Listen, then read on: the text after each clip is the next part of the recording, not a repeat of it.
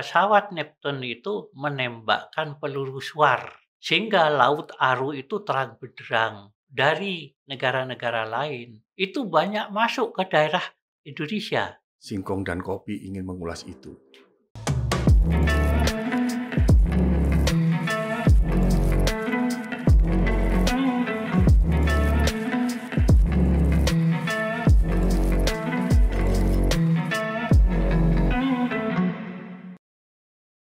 Assalamualaikum warahmatullahi wabarakatuh. Pemirsa Singkong dan Kopi, alhamdulillah kita bertemu kembali dan hari ini hari yang sangat-sangat istimewa bertepatan dengan 15 Januari. Dan 60 tahun yang lalu terjadi pertempuran di Laut Aru dengan gugurnya Komodor Yosudarso. Kita mengenal statement beliau, kobarkan semangat pertempuran. Dan dari pertempuran Aru dan pengorbanan seorang pahlawan itu saat ini selalu diperingati dengan Hari Dharma Samudra. Tentunya peringatan itu wajib kita peringati semua, tidak saja dari TNI kita, yaitu khususnya TNI Angkatan Laut, tetapi semua lapisan masyarakat, semua komponen bangsa harus memperingati hari itu sebagai hari pengorbanan dan pertempuran perebutan Irian Barat. Di hadapan saya sudah hadir Kolonel Purnawirawan Bapak Yusuf. Assalamualaikum warahmatullahi wabarakatuh, Pak Yusuf.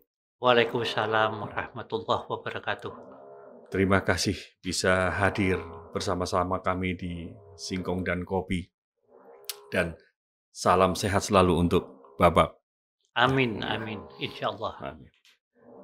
Pak Yusuf, hari yang istimewa seperti yang saya katakan tadi, bahwa hari ini bangsa Indonesia memperingati Hari Dharma Samudra, di mana 60 tahun yang lalu MTB kita, kapal kita, ditenggelamkan salah satunya yaitu kapal Macan Tutul yang dikomandoi oleh Komodor Yosudarso.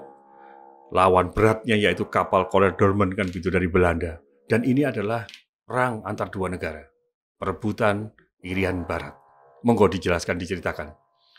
Jadi begini, pada saat peristiwa merebut kembali Irian Barat ke pangkuan Ibu Pertiwi, itu telah disiapkan oleh pemerintah Republik Indonesia sebuah kekuatan yang berpusat di Makassar, yaitu di bawah Komando Mandala. Di mana di bawah Komando Mandala tersebut terdiri dari kekuatan Angkatan Laut, Angkatan Udara, dan Angkatan Darat. Angkatan Laut waktu itu akhirnya memutuskan untuk Komando Mandala mengadakan patroli laut ke arah Laut Aru. Maka dikirimlah 4 buah MTB, motor torpedo boat, di mana satunya di antaranya ditempati oleh Komodor Yosudarso sebagai perwira pimpinan patroli laut tersebut. Namun pada saat mereka sedang melakukan patroli, ternyata sudah dihadang oleh kapal-kapal Belanda. Terus? Kapal Belanda itu diantaranya adalah kapal perusak Karel Dorman, kemudian juga dengan beberapa kapal yang lain, dan juga dilengkapi dengan pesawat udara jenis Neptune. Betul. Pada saat mereka bertemu, pesawat Neptune itu menembakkan peluru suar, sehingga Laut Aru itu terang benderang. Sehingga terlihatlah 4 kapal itu. Kemudian kapal Belanda itu membuka tembakan dan ditujukan ke kapal-kapal MTB tersebut. 4 kapal itu ya? 4 kapal, di mana kemudian Yosudarso waktu itu memerintahkan 3 kapal yang lain untuk menyingkir Iya, dari arena pertempuran iya. dan menjadikan kapal MTB KRI Macan Tutul menjadi sasaran tembak, di mana waktu itu Komodor Yosudarso meneriakkan melalui radio, "Kobarkan semangat pertempuran." Oke. Akhirnya kapal MTB itu tertembak dan gugurlah Yosudarso dengan beberapa awak kapal dari MTB KRI Macan Tutul. Oke. Pak Yusuf, sebagai salah satu perwira di Angkatan Laut, tentunya mengenang peristiwa itu tetap penuh semangat, berkobar kan begitu? Insya Allah. Begitu ya. Kemudian kenapa Komodor Yosudarso mengambil sebuah risiko yang sangat tinggi? Ya karena mereka waktu itu Komodor Yosudarso ingin menyelamatkan 3 kapal yang lain Oke, supaya tidak menjadi sasaran tembak, di mana waktu itu juga adalah meminimalkan korban oke, atau sehingga kerugian dari pihak Angkatan Laut Republik Indonesia. Sehingga kapal 3 yang lain itu diperintahkan untuk menyingkir dari arena pertempuran. oke. Pak Yusuf, kita tahu kan kapal perang Karel Doorman milik Belanda ini kan kapal yang waktu itu cukup luar biasa, cukup canggih. Kemudian Belanda pada saat itu juga menerbangkan jenis pesawat Neptune tadi yang disampaikan. Sungguh gagah berani Yosudarso menghadapi seperti itu. Bagaimana pendapat Bapak? Ya itulah sikap keperwiraan seorang prajurit TNI. Angkatan Laut. Waktu itu ALRI, ALRI, Angkatan Laut Angkatan Republik Laut Republik Indonesia. Indonesia. Betul. Nah, itu adalah bahwa apapun kita itu pantang menyerah. Ya, Dan itu juga adalah bagian dari isi Sabta Marga. oke. Di mana isi Sabta Marga itu adalah bahwa tidak kenal menyerah. Oke. Salah Pak satu. Yusuf, kita tahu di Angkatan Darat ada Jenderal Sudirman yang sangat menginspirasi Angkatan Darat. Di saat pertempuran seperti itu, beliau berada di atas tandu dan beliau masih mengomando pasukannya. Dan Pak Dirman pun kondisi sakit lemah begitu berhadapan dengan Belanda. Dan saat tahun 60-an muncul seorang pahlawan, seorang pemberani dari bangsa ini yang namanya Yosudarso. Semestinya kan tahu posisi kita, Pak. Artinya angkatan perang kita juga harus tahu bahwa kekuatan Belanda pada saat itu sudah luar biasa. Mereka selesai ikut Perang Dunia II. Bagaimana, Pak? Perlu Anda ketahui bahwa pada saat itu dalam perebutan kembali Irian Barat untuk ke pangkuan Republik Indonesia, Indonesia mempunyai kekuatan angkatan laut yang cukup kuat dengan peralatan-peralatan dari Rusia. Iya. Juga bukan Rusia tapi Uni Soviet waktu itu. Ya. Juga angkatan udara Ya. mempunyai pesawat-pesawat yang canggih juga, sehingga waktu itu kekuatan angkatan perang Indonesia adalah paling ditakuti di Asia Tenggara, terbesar di Asia Tenggara. Kekuatan angkatan laut kita Kekuatan angkatan pasca udara. kemerdekaan di tahun 60-an sudah menjadi macan Asia waktu itu. Betul. Oke. Terus Karena dilanjutkan? waktu itu kita mempunyai berbagai jenis kapal, Iya. di mana waktu itu ada kapal KRI Irian, Iya. Irian waktu itu, kapal perusak, Iya. kemudian beberapa destroyer, beberapa fregat, beberapa kapal selam, sehingga betul-betul ditakuti di Asia Tenggara. Pak Yusuf, tentunya kan saat pertempuran itu adalah sebuah operasi militer kan, perang kan begitu ya. Dengan kekuatan 4 kapal MTB saja menghadapi Belanda yang seperti itu kan sangat luar biasa. Berarti kekuatan moral seorang Yosudarso yang hari ini dikenang menjadi Hari Dharma Samudra ini patut kita banggakan. Bagaimana pendapat Pak Yusuf? Perlu diketahui bahwa waktu itu kita belum konflik terbuka, Belum konflik terbuka. belum perang yang berhadapan-hadapan antara dua negara. Artinya ini kan sudah jelas. Negara Indonesia, negara Belanda berhadapan-hadapan kan begitu? Betul. Iya. Tetapi waktu itu kedua belah pihak masih bisa menahan diri.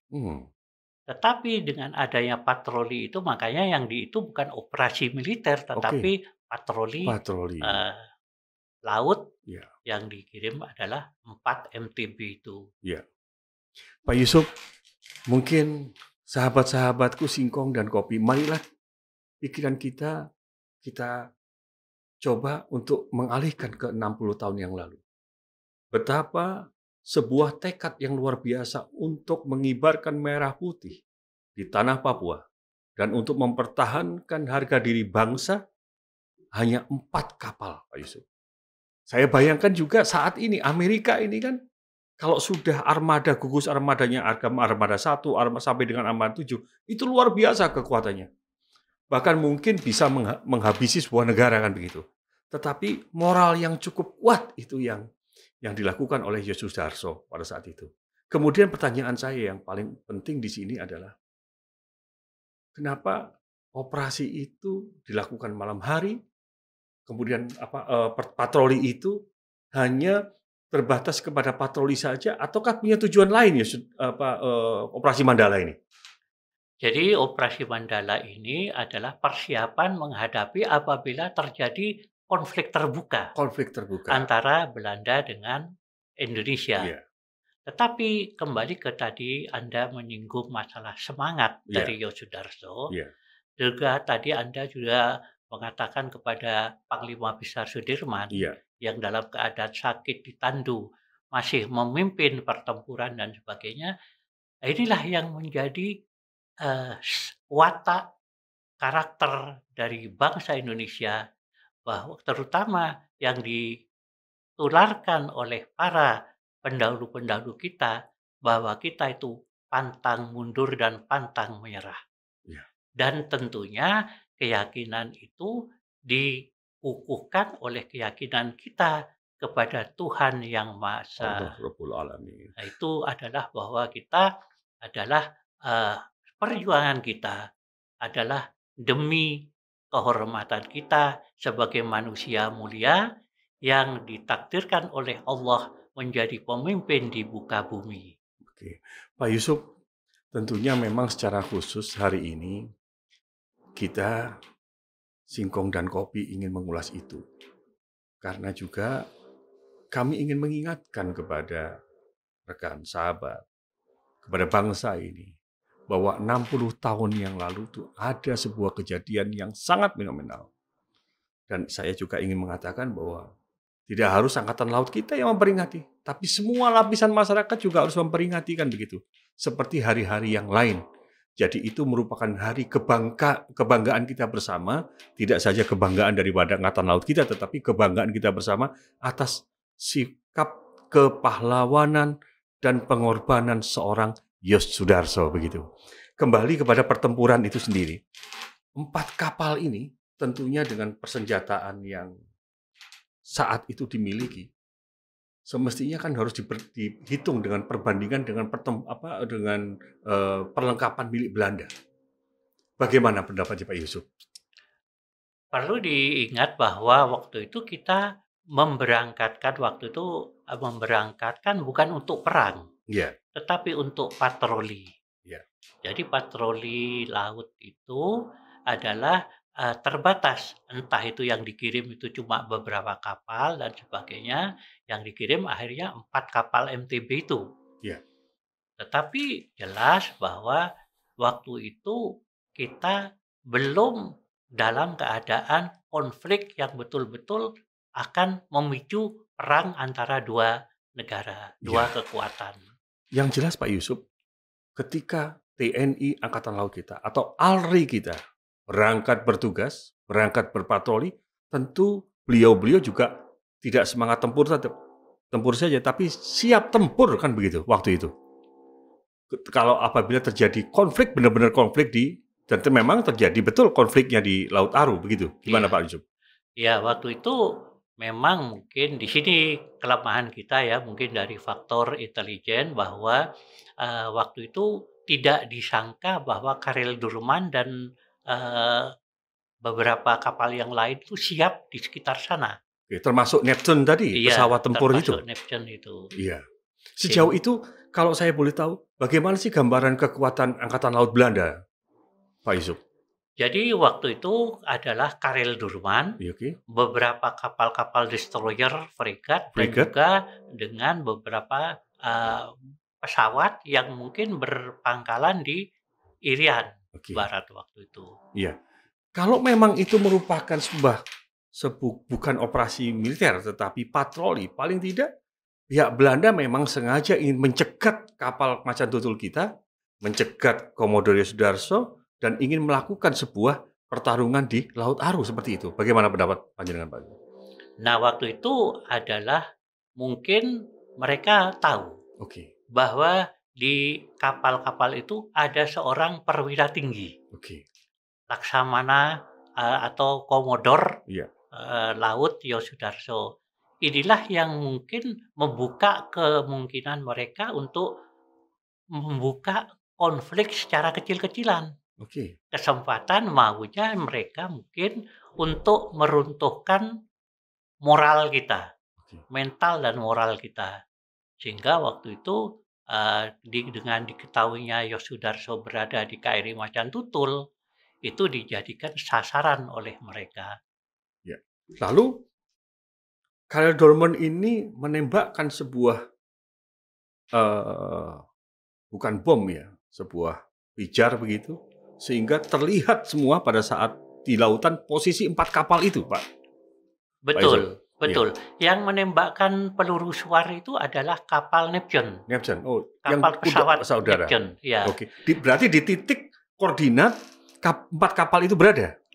Ya di atasnya sekitar itu, Iya, di oke. sekitar koordinat kapal 4 kapal itu ditembakkan peluru suar sehingga laut itu terang benderang. Oke.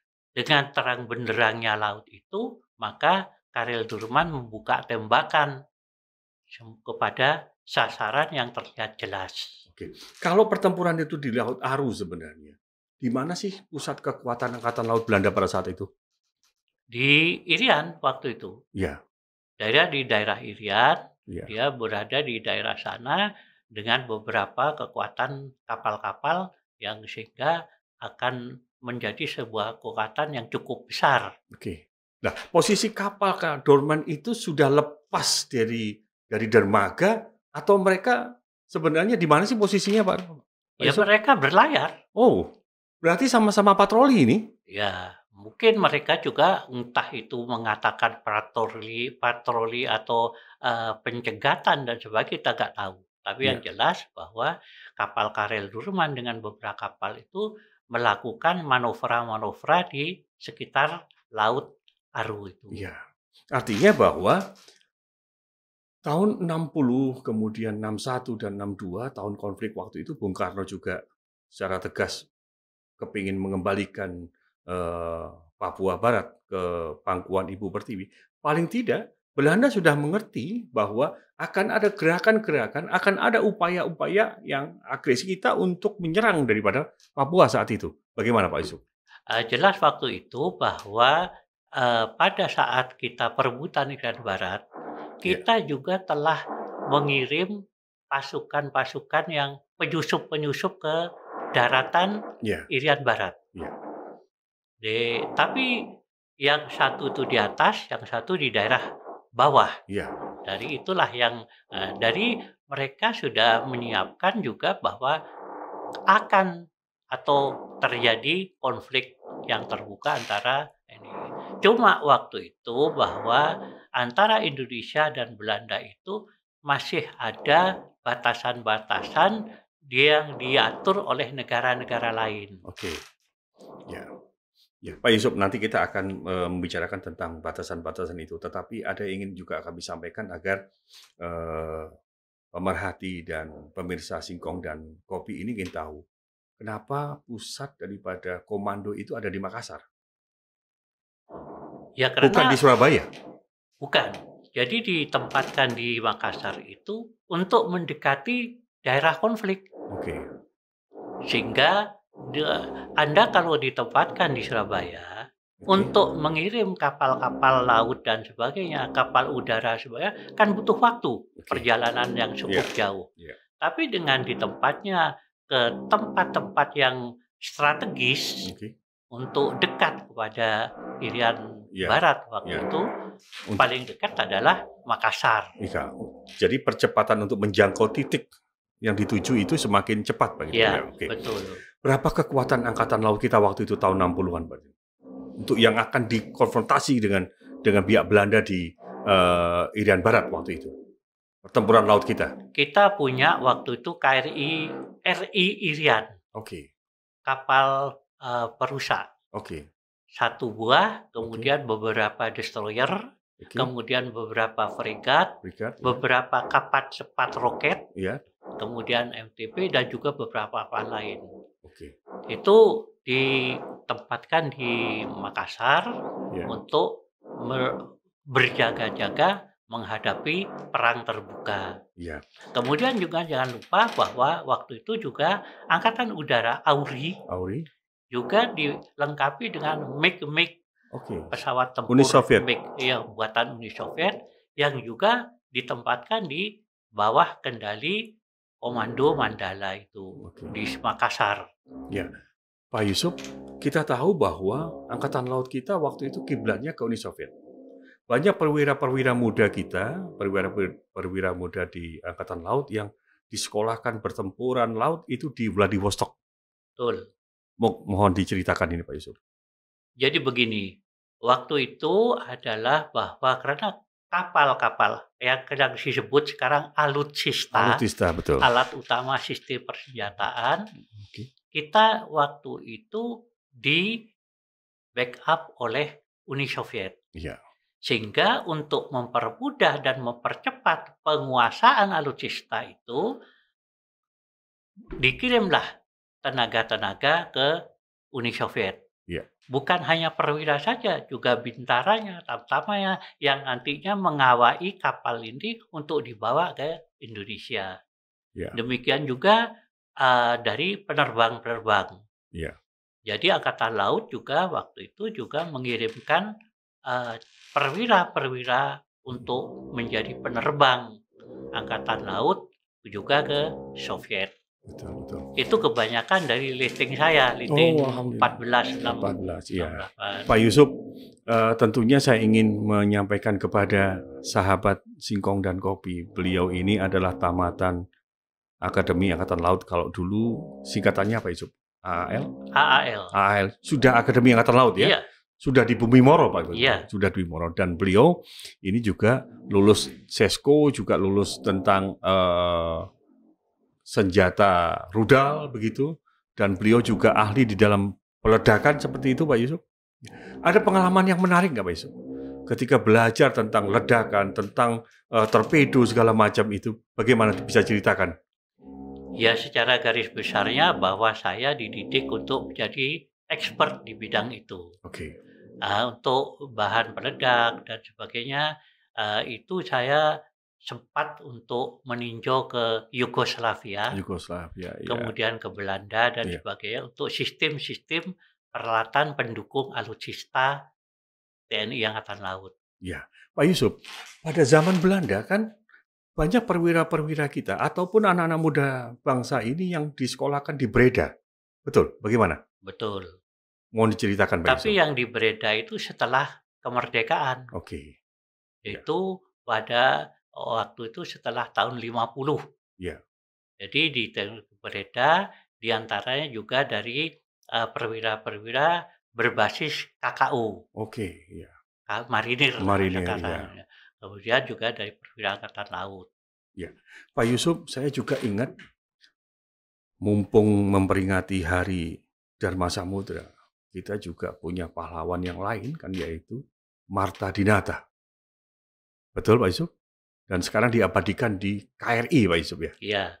namanya KRI Marta Dinata. Itu Betul. kapalnya jenis apa itu Pak Yusuf? Itu KRI Marta Dinata waktu itu destroyer escort Oke, dari Amerika. oke. Jadi setelah kapal-kapal Rusia itu kita dengan terjadinya G30S, Iya, hubungan dengan Uni Soviet sudah putus karena negara komunis, iya, kita mendapatkan kapal-kapal dipasok dari Amerika. iya, Itu diantaranya akhirnya adalah KRI Marta Dinata. iya. Pak Yusuf juga begini, kalau TNI kita, Angkatan Darat kita, di mana Pak Dirman waktu itu dengan mengumpulkan kekuatan dari TKR yang juga ada sumbangsi yang cukup besar dari tentara-tentara yang lahir dari pesantren waktu itu, dari para mereka-mereka yang pejuang yang militan sekali kayak peristiwa 10 November kan, lahirnya TNI juga dari tentara-tentara rakyat, artinya dari batalion-batalion yang dibentuk oleh rakyat. Sedangkan TNI Angkatan Laut, saya ingat betul,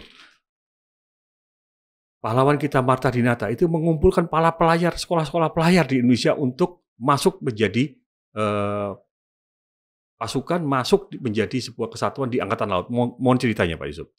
Jadi begini, untuk membentuk tenaga angkatan laut Iya, sangat terbatas, sangat tepat. baik itu melalui pendidikan di Akademi Angkatan Laut Iya, ataupun pendidikan Bintara, Tamtama dan sebagainya. iya, Juga termasuk jangan lupa bahwa di Satuan KKU iya, Marinir. Marinir.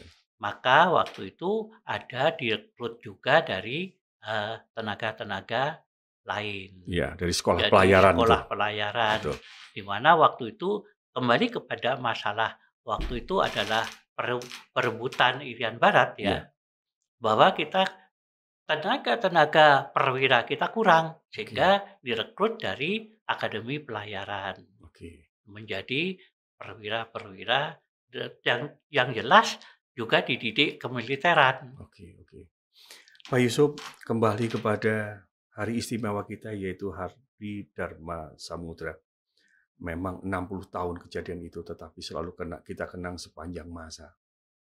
Apa pesan-pesan Pak Yusuf kepada generasi muda kita yang saat ini yang dihadapi hanya handphone melulu Pak Yusuf? Apa pesan dan kesannya panjenengan agar bahwa Hari Dharma Samudra itu harus dikenang sebagai sebuah kobaran semangat pertempuran yang dilakukan oleh Komodor Yosudarso. Bagaimana Pak Yusuf? Baik, untuk generasi muda bangsa, Iya, generasi penerus kami-kami ini, terutama generasi milenial, bahwa semua yang penting, yang utama adalah watak dan karakter bangsa. iya, Di mana watak dan karakter ini akan mewarnai sikap dan perilaku jati diri bangsa. Di mana watak dan karakter ini yang utama adalah bersih, jujur, amanah. alhamdulillah. Betul. Sebab sepintar apapun, sepandai apapun manusia, kalau dia tidak bersih, tidak jujur, tidak amanah, dia akan menjadi pemimpin yang akan menghalalkan segala cara untuk mendapatkan keinginannya. Jadi mengenai bersih ini, bersih lahir dan batin, iman dan bertakwa kepada Allah Subhanahu wa taala, kepada Tuhannya, dan memegang teguh bahwa dia adalah sebagai makhluk manusia yang diciptakan Allah untuk mengemban amanah mulia di muka bumi. Kemudian juga jujur, ini adalah sebuah pegangan, pedoman yang harus dipegangi, Iya, bahwa jujur itu adalah keutamaan untuk menghadapi. Kemudian yang amanah, yaitu adalah kita selalu memegang teguh kepercayaan diberikan kepada kita, terutama kepada kepercayaan aspirasi rakyat yang mempercayakan kepada kita untuk apa? Memperjuangkan kepentingan rakyat. baik Pak Yusuf. Oke, sekarang kita mencoba membahas sebuah apa yang ada dan kita hadapi sekarang. Kalau dulu Indonesia ini punya wawasan maritim, Pak Yusuf. Kemudian ada deklarasi ketika Pak Juanda sebagai Perdana Menteri waktu itu, di mana kita tarik 3 mil, kemudian menjadi 12 mil, kemudian UNCLOS modifikasi menjadi zona ekonomi eksklusif menjadi 200 mil. Begitu. Apa pendapat Bapak dengan kondisi sekarang? Nah, kita kembali kepada apa yang di wawasan dulu itu adalah bahwa dengan adanya deklarasi Juanda, kita meratifikasi UNCLOS dan sebagainya, itu adalah bobot kita adalah wawasan kemaritiman. Ya. Tetapi saat ini kita juga harus kembali mengkaji Ya. wawasan nasional kita itu apa. Ya. Karena pada saat yang lalu dengan terjadinya peristiwa G30 SPKI, Ya, tahun 65. tahun 65, Ya. wawasan kita berubah menjadi wawasan continental visionary. Ya. Jadi berwawasan kontinental. Yang waktu itu Pak Harto sebagai seorang Jenderal Angkatan Darat kemudian memberikan arahan adanya Sishankam kita menjadi Sishankam rata. Oke. Sistem pertahanan keamanan rakyat semesta, di Ya. mana Sishankam rata ini titik beratnya adalah menghadapi pemberontak-pemberontak kudeta PKI yang berada di seluruh wilayah Indonesia. Ya. Nah, ini yang menjadi berubahnya wawasan kita jadi wawasan maritim ke wawasan kontinental. Ya. Pak Yusuf, mungkin sejarah juga mencatat bahwa Mojopahit itu juga punya angkatan laut, kan begitu? Iya, betul. Dan sehingga lahirlah sebuah semangat TNI Angkatan Laut kita, Jala Seva Jaya Mahi, kan begitu? Justru di laut kita jaya. Ya. Sekarang ini kekuatan atau pembangunan Angkatan Laut kita sejauh mana, Pak? Nah, kita kalau mengatakan mengenai pembangunan kekuatan, Ya. kita harus kembali bersumber kepada Sishankamnek kita. Ya. Sishankamnek kita ini sekarang titik beratnya kemana? Betul. Karena pada saat Sishankamnek ini akan memprediksikan bagaimana gelar penggunaan kekuatan dari masing-masing komponen angkatan perang. Ya. Baik itu angkatan udara, angkatan darat maupun angkatan laut. Betul. Pak Yusuf juga, kalau tadi kita bicarakan betapa kita juga bicarakan kekuatan TNI kita, wabil khusus tentang angkatan laut. Kita mencoba sekarang mengulas dengan angkatan laut kita. Yang saya bayangkan ketika zona ekonomi eksklusif kita pada posisi 200 mil, kan begitu. Kalau itu terjadi di daerah dekat dengan kepulauan kita, itu tidak masalah. Tetapi Selat Malaka ini bagaimana, Pak Yusuf? Selat Malaka itu sudah ditetapkan dengan beberapa selat yang lain menjadi alur laut kepulauan Indonesia. Oke. Di mana alur laut ALKI itu ya, ALKI, alur laut kepulauan Indonesia itu diakui oleh negara-negara internasional, di mana mereka bisa melakukan lintas melalui ALKI itu, tapi juga harus dengan izin. Ya. ALKI itu diantaranya adalah Selat Sunda, Selat Lombok, Selat Bali, Selat Karimata. Betul. Selat itu. Oke, kan kalau kita lihat betapa rumitnya ketika perdagangan dengan Selat Malaka juga, bagaimanapun juga kita juga memberikan kebebasan kepada pelayaran-pelayaran, perdagangan pelayaran di zaman modern ini, bukan zaman perang, dari lintas batas yang dari Amerika maupun ke Asia maupun ke Afrika, itu kan masih sangat mudah. Tapi sekarang kita dihadapkan masalah baru kita dengan persoalan Natuna. Sebenarnya ZEE kita ini sejauh mana sih, Pak? Apakah ini sudah tersinggung dengan perbatasan laut pihak negara lain, kan begitu? Ataupun bagaimana sih, Pak, cara menghitungnya? Katakanlah Natuna kita, kemudian 200 mil terluar, kan begitu? Iya. Mohon dijelaskan. Jadi begini, dari Natuna itu laut Cina Selatan, Ya. itu di mana berada Natuna, Ya. itu adalah daerah atau wilayah kedaulatan negara Republik Indonesia. Ya. Termasuk juga dari garis SON ZEE-nya itu. Jadi itu sudah diukur dan situ sudah diakui oleh negara-negara lain sesuai dengan UNCLOS ya. Ya. Itu hukum laut internasional. Cuma saat ini banyak bahwa pihak Cina Ya. itu banyak melakukan kegiatan-kegiatan yang sebetulnya melanggar wilayah kedaulatan Negara Kesatuan Republik Indonesia. Ya. Betapa susahnya TNI kita ketika menghadapi propaganda dari Malaysia waktu itu, angkatan laut mereka, kemudian menghadapi angkatan laut yang lain, yang Vietnam juga demikian, Cina juga demikian. Ke depan, wawasan kebangsaan kita, wawasan kita ini seharusnya diarahkan bagaimana, Pak Yusuf? Nah, kembali kalau kita melihat kepada keadaan kondisi geografi, geopolitik, dan geostrategi, wawasan maritim itu adalah sesuatu yang sangat-sangat penting dilakukan oleh Indonesia. Sehingga kita bisa menjaga seluruh kedaulatan wilayah negara Republik Indonesia. Jadi dari situ kembali bahwa masalah kekuatan yang menghadapi segala macam kemungkinan, jangan lupa bahwa dari negara-negara lain itu banyak masuk ke daerah Indonesia untuk menangkap ikan, pencurian ikan, illegal fishing dan sebagainya. Nah ini terus terang aja kita kurang mampu atau tidak mampu untuk mengawasi segala macam luasnya perairan Indonesia, wilayah Indonesia.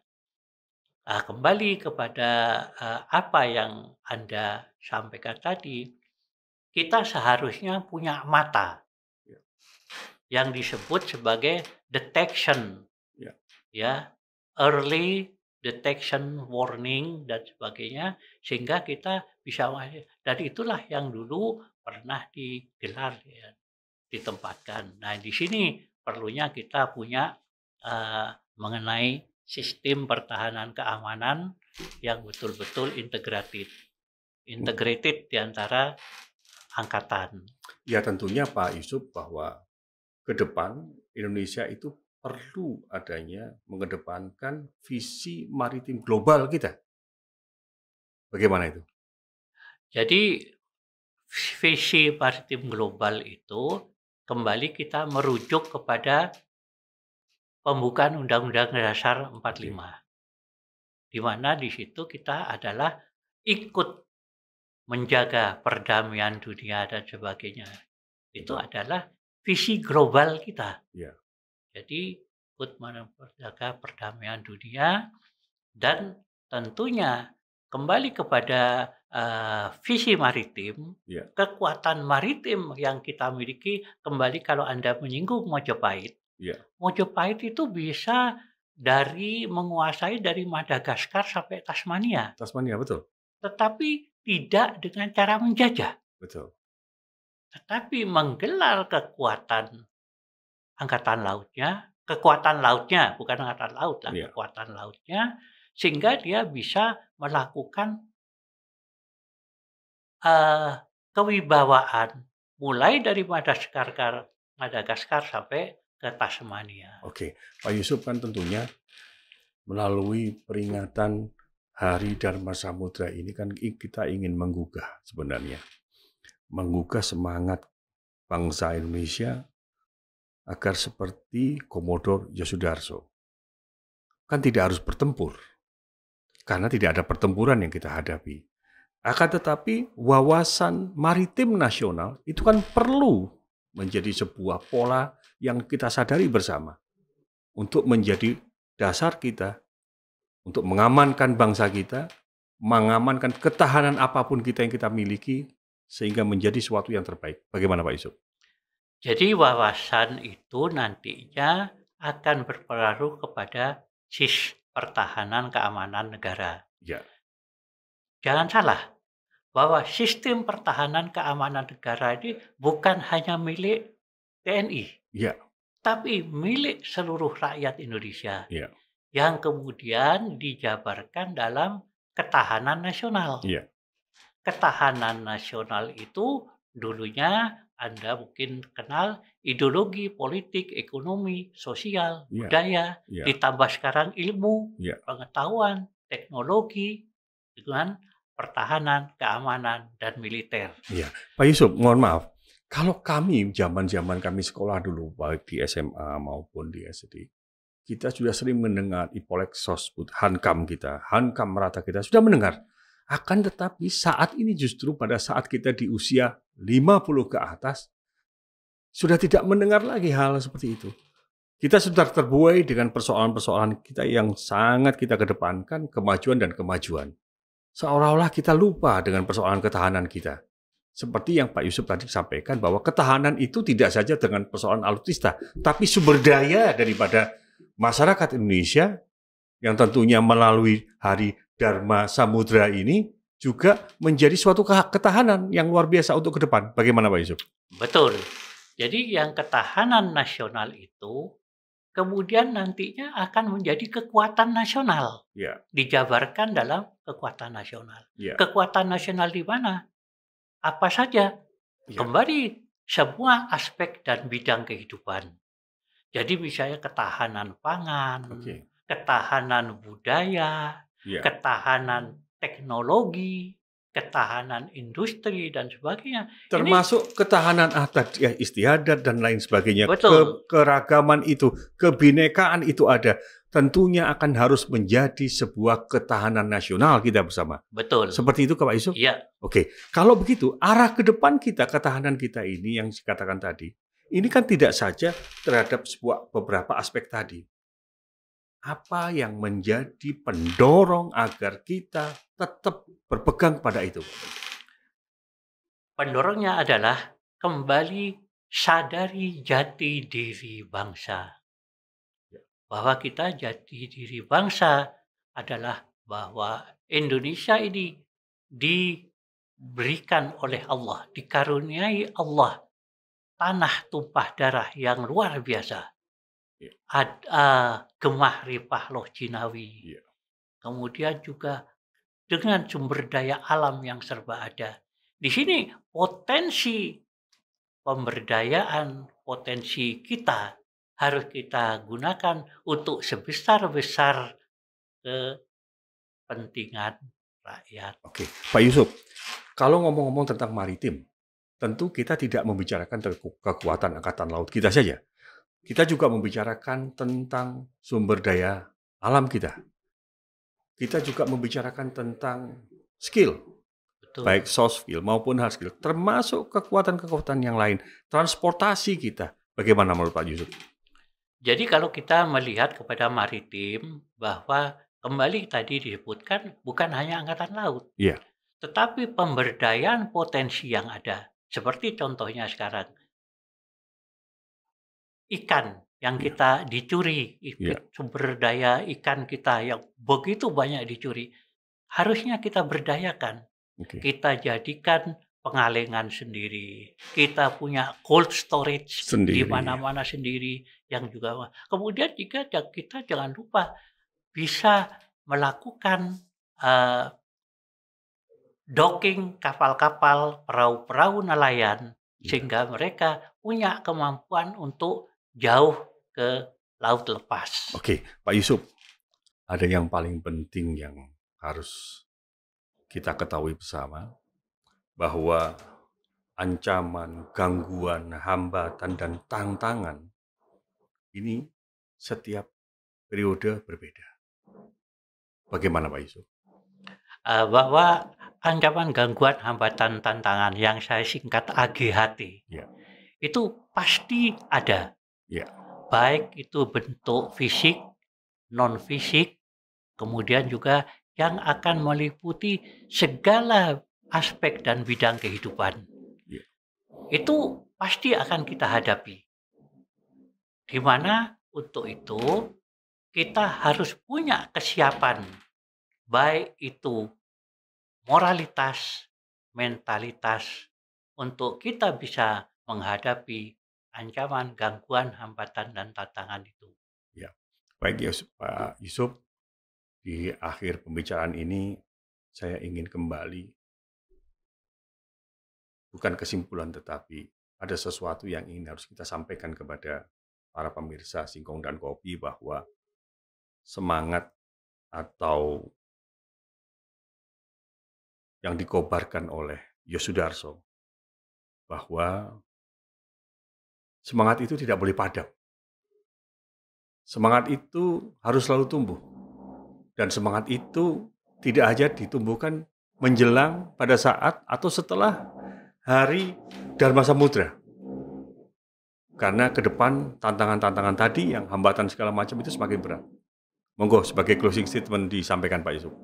Baik, terutama untuk generasi muda penerus bangsa, generasi milenial, jangan mudah untuk menyerah. Perkuat diri Anda menjadi pribadi-pribadi yang berjati diri, tanggap, tanggon, terengginas. Tanggap menghadapi segala sesuatu yang terjadi. Tanggung untuk menghadapi segala tantangan dan cobaan.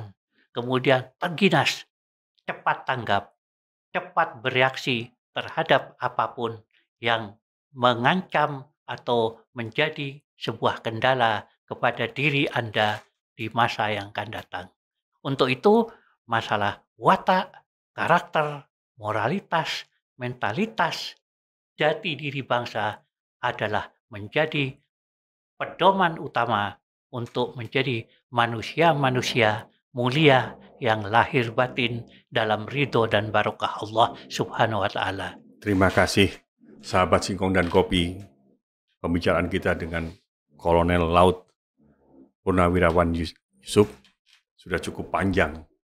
Sahabat Singkong dan Kopi, bahwa Hari Dharma Samudra tidak saja menjadi tanggung jawab dari kesatuan TNI kita, dari Angkatan Laut, tetapi itu semua adalah tanggung jawab kita semua, dimanapun, kapanpun, dan kobarkan semangat pertempuran itu menjadi ikon kita untuk kita memperkuat jati diri bangsa tadi, memperkuat kesatuan dan persatuan kita, bahwa ke depan kita menjadi generasi-generasi yang tangguh untuk bangsa dan negara. Terima kasih Pak Yusuf. Wassalamualaikum warahmatullahi wabarakatuh. Salam Singkong dan Kopinya begini Pak Yusuf.